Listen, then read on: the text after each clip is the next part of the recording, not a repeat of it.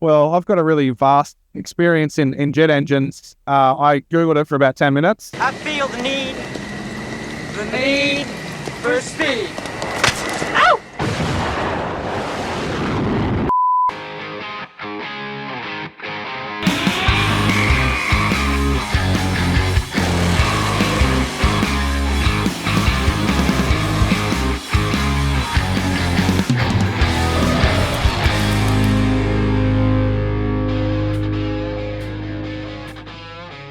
Hey guys, we're here at Lakeside Raceway and I'm here with Kyle, aka Luxifer, who actually just took his burnout car to the States. Yeah, we flew the burnout car on a plane to America to do some exciting things.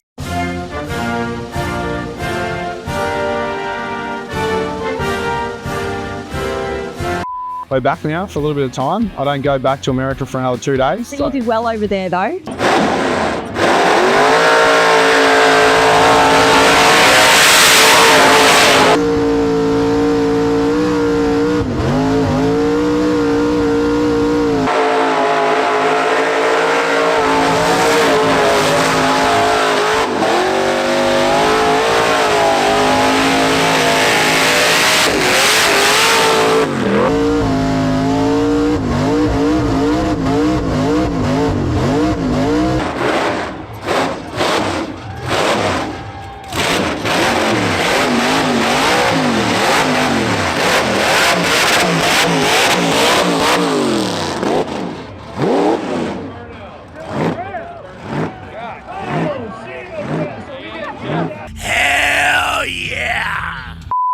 We did some stuff. We went a few events and we had a great time. Well, that's really good to hear. And welcome back. You have brought out this machine today to Lakeside for a bit of a test go. We built this car in a month on YouTube. A month? We thought, a month. It's very impressive. And we thought, what better way to test it than to go to Lakeside and do a few laps? Perfect place and not a bad way to spend a Thursday.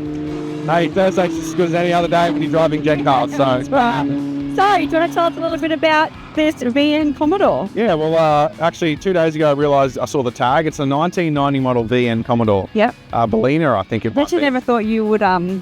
VN Commodore. I'm not really a VN guy, but as I said earlier, this front bar bonnet combination with the paint, it really, really makes me look at it, and I really like the look of it. So I never thought I'd say that about I must admit, you've done really well. It does look. Yeah, and everything's on a really strict time limit. So the guys had a day to paint it. They had a day to fit the body kit. They had no time to do anything on here. So it's turned out well for what we had. Hey, nothing like a month to get something done. That's right. So do you want to tell us what's in it?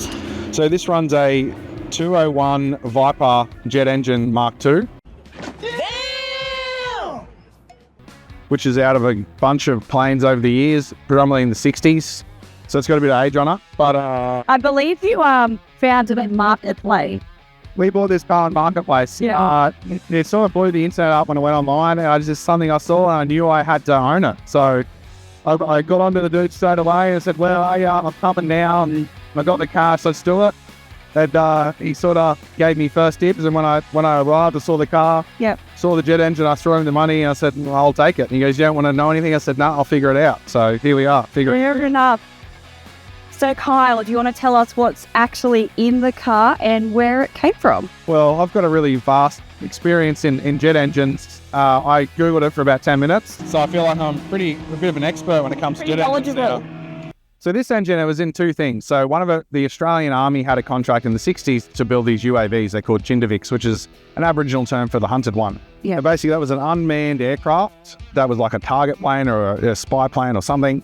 And this was the engine out of it. It had the ability to go supersonic. And they also use these engines in training planes. So before someone got an F-111 or a fighter jet, they would fly a plane with this engine. So that engine has got plenty enough power for whatever we're trying to do here today. Yeah. And it definitely makes for exciting driving. Tell us a little bit about your choice of number plate there. So I'm a big one for car names. So if I have a car that I build, a car name is very important to me because I think it shapes the future. I agree. Luxifer was a name that I'm still very proud of, that coming up with all on my own. And it took me a lot of hot showers, and I think, and I go, right, what am I going to call this thing? The best idea. And exactly. So it's Godspeed, basically.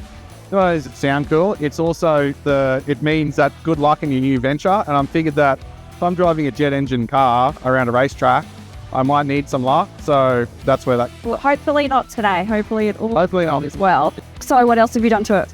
Well, this is where we sort of go into a grey area. So we sort of bought this machine, car / plane, and it was in pretty rough shape. So it was really beaten up. A lot of the safety features were non-existent. And my biggest thing, if I was going to take this car and drive it or race it or anything of the above, I wanted to make it safe where this wasn't going to be my last drive. Sure. Obviously, there's always dangers, but what we've done is we've put a roll cage in it first and foremost. We've put a scatter shield inside the car, so if the engine happens to let go for whatever reason, we've sort of got another layer of protection. Yep. We've put some Shockworks coilovers in it. We've done brake upgrades, Alpha Motorsport fiberglass body kit with the V8 aero. We want to keep it on the ground, so the aero is quite important. Yep.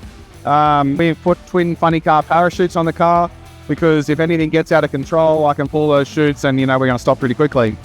eBay spoiler, shout out to eBay for having great quality products. We've got one of those on there.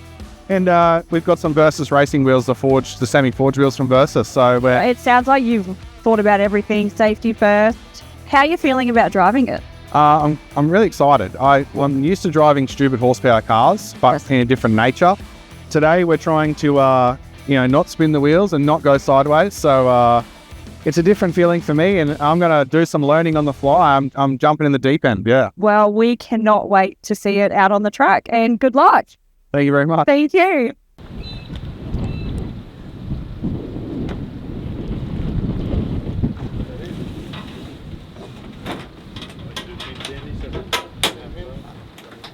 Yeah, no, that's me on hands out.